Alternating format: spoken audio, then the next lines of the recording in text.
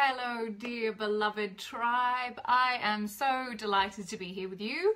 It's been a very busy week this week, and so I've not been posting as regularly as I would like, but today on one of my favorite hashtags, Mystic Thursday, I felt like I wanted to share a little bit of what I understand to be the difference between an intuitive or someone who has intuitive skill, which is all of us, but those who might identify themselves as an intuitive versus the mystic.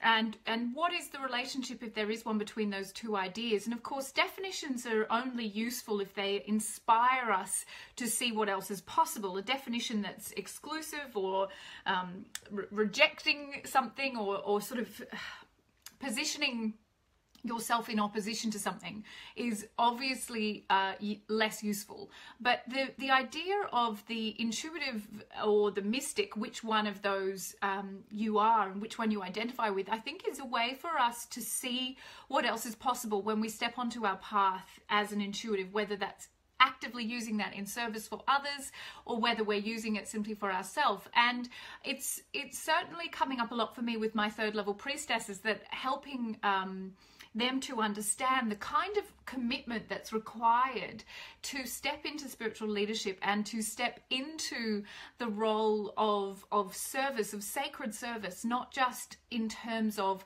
having intuitive skill or even in terms of making a living out of your intuitive skill, but to actually go beyond that. So let's break that down a little bit.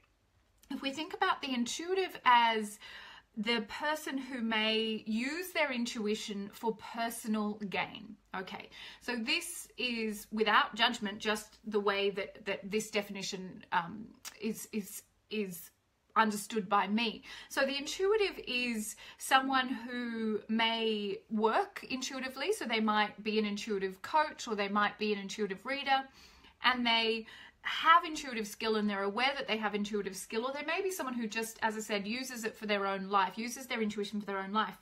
And they might have a question, so they'll go to their oracle cards or they'll go to the meditation mat or whatever they do to access their intuition to get information for personal gain. Should I date that man? You know, should I buy that car? Should I, whatever it is, whatever your question is, you're using your intuition to make your 3D reality better. And this is simply a layer or a level that's available to us when we awaken to the truth that we are intuitive and we do have intuitive skill and capacity. And that, without any judgment, is a way of using your innate intuition. But for me, it's not enough that we are simply intuitive whilst we're serving another, and then we go home and say that we're, don't know what our own life is all about, and we're sitting in fear, and we're, being mean to our partners, or we're not taking accountability or responsibility for our life. When we think about being the mystic, however, the mystic is with their intuitive power all of the time. It's not something that you switch on or off.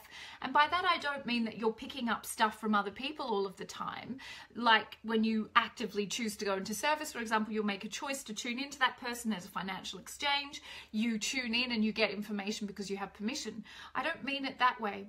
What I mean is that you are not ever excluding anything from your life as service. So your life becomes the service. Your every breath is service. Your life is congruent with the truth that you are infinite, unlimited consciousness or God consciousness, and that you simply cannot choose to use your intuition sometimes and switch it off and go back to being a muggle the rest of the time. The mystic is using or in their intuition, in their God consciousness, without hesitation, without a day off, without ever thinking that they need a break from being with their mystical nature. So I hope that difference is clear. So to know your intuitive and to use or tap into your intuition is a step on the path. But to be a mystic, to call yourself a mystic, requires that you give yourself over to the truth of your holiness, that your whole life is included in your service. so that you would not be rude to people on the way to the office and then get to the office and do these amazing spiritual readings for people and then go home and be rude to your family or in your own fear or eat all the chips or not meet your own addictions. Your holiness is your service. So your whole of life is an act of devotion. This is very different to martyrdom. This is not about you martyring yourself and constantly having to be available to people and putting yourself up on the cross and being like, oh my God, my whole life is service. That means that I am constantly in a state of giving, giving, giving. That's a very, very different paradigm. And martyrdom is an addiction, by the way. The mystic knows there is nothing that is not holy and that their whole life must be congruent with their service because they are the medicine.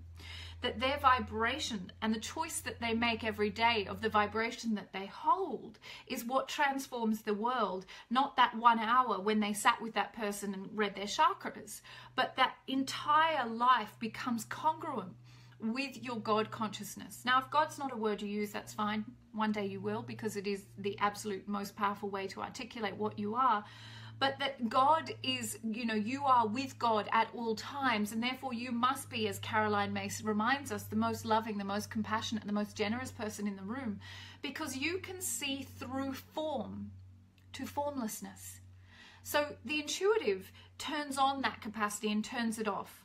And I'm teaching my beautiful initiates at the moment the fact that there is never the need to ask the question when you are living from your intuitive intelligence, because in every moment the answer is there before the question's even uttered. Intuition is not something that you turn on when you want to find a car park, or you want to know, what the lotto numbers are, or you want to, give someone a reading. Intuition is a state of being.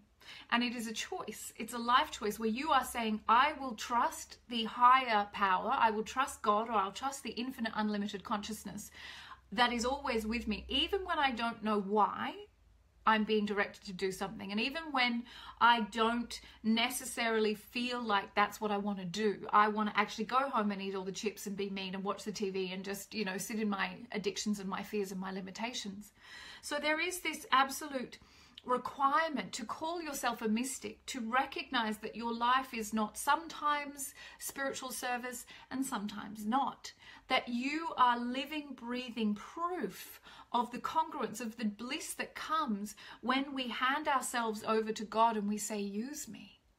Let my life be what you deem worthy and appropriate, and that you will get out of the way to let that move through you.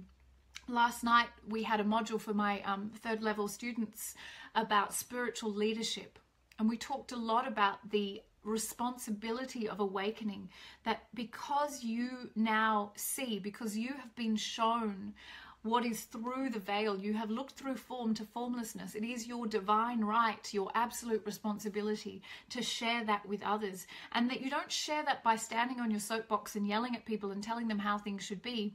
You share it by demonstrating it.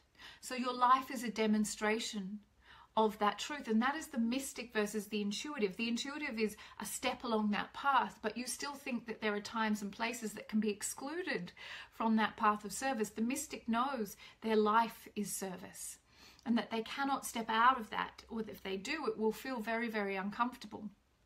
And just to reiterate, that is not martyrdom. That's not saying that you are constantly giving, because to be in that level of service at the vibrational or the frequency level may mean that you never even have to have a conversation with anybody. It isn't about converting people. It isn't about imposing your beliefs upon people. It is about creating the conditions or the environment, and we talked about this a lot last night, that will allow the other to meet their own brilliance. So the mystic has seen through form to formlessness, and the formlessness of that person is not their limited human egocentric identity, their ego. It is their God self or their infinite nature. And the mystic sees through form to that formless truth, that other is God. That is their truth, and that is what they address, that is what they witness, that is what they draw out of the other. That they create the conditions that allow others to meet their own brilliance, because they are not believing the form or the level of matter. They have taken their consciousness to the level of spiritual sight, and they are willing to see all, including themselves, in that way. Another thing that my third level priestesses are learning at this time is that low self-esteem is an act of fear. And that if you are excluding yourself from the truth that you are God, or that the other is God, or that all is love, then you are not actually serving anybody. That you cannot sit in service, you cannot call yourself a mystic or someone on the path of sacred service and exclude yourself from that service. So in other words, you can't say something to a client that you're not already enacting or willing to enact. Now that doesn't mean you have to be perfect, far from it. What it means is that you're not saying to someone, you have to be more loving to yourself, you have to have more self-esteem, you have to get over these negative shitty thoughts, you have to stop abusing yourself and then go home and do all of those things. Because that is incongruent. You're breaking the law. You know, on this day after the passing of the great genius Stephen Hawking, we can think of the universe as the mind of a mathematical genius, that the universe is entirely impartial. And that there are laws that if we break, they are not personal, you know, we're not being personally attacked, but we've simply stepped out of congruence with how the cosmos operates. And that law of correspondence means that you are constantly in communion with what you truly are, which is your God or unlimited nature.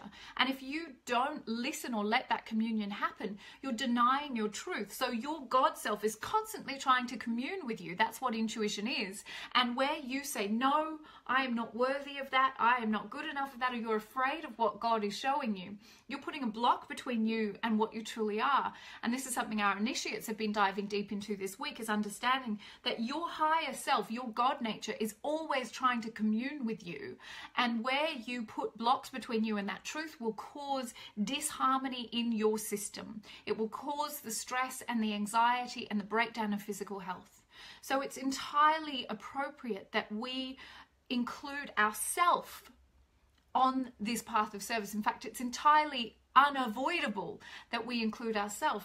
That anywhere that you are having a shitty, low, you know, vibing, negative self-belief and attempting to tell someone else that they are God, or that they are all-powerful, or that they're capable of anything, you are not actually serving. You're actually only able to hold them in that same paradigm. And so increasing our spiritual self-esteem by meeting our fear and being willing to see who we truly are on the other side of that fear is the greatest act of service.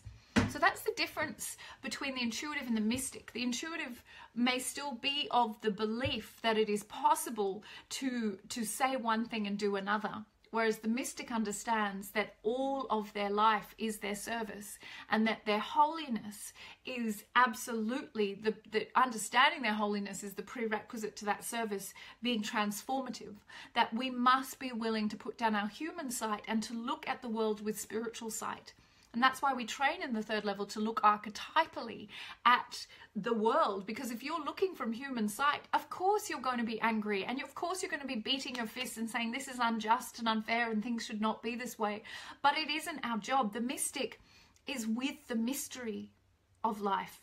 They do not need the mystery of life resolved. That's why they do not need to know when their intuition says do this, why they need to do that. They must be willing to take that step, and then all will be revealed. If you're sitting back waiting for the map of why you should be trusting your intuition, you will be preventing yourself from getting the next step.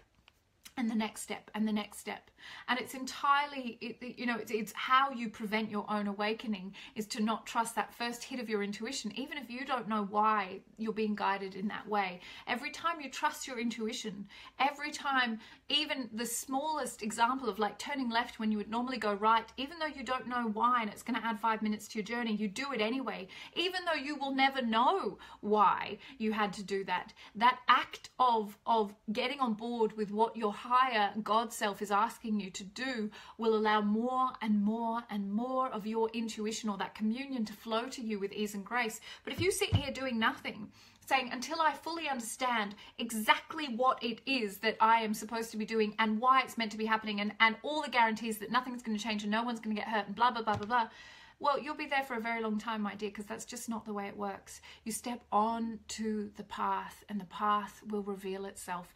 This is to live in a state of holiness, to live as the mystic lives. So if you're at the point where you know you're intuitive, but you don't trust God, then you have so much more available to you, and it absolutely requires that you work your intuitive muscle, and that you absolutely build up that sense of self-esteem, so that you do not doubt that you are worthy of knowing what the infinite wants you to know. You are that. Okay, dear beloveds, I think that's all I need to say. Thank you so much for joining me here today. If you have any questions, just add them as comments and I will definitely get to respond. Katie Cruz has said, I get it now. It's only been a year. That's awesome. Bree just said that, as you said today. Amazing, Bree, you're incredible. Yep, got it. It's so important that we do not rest on our laurels with our intuition. No matter where you are, my darling, you can go further. And it is the work of our life to remove all the obstacles that prevent us from knowing ourselves as unlimited consciousness. This is what it is to become an optimized human being.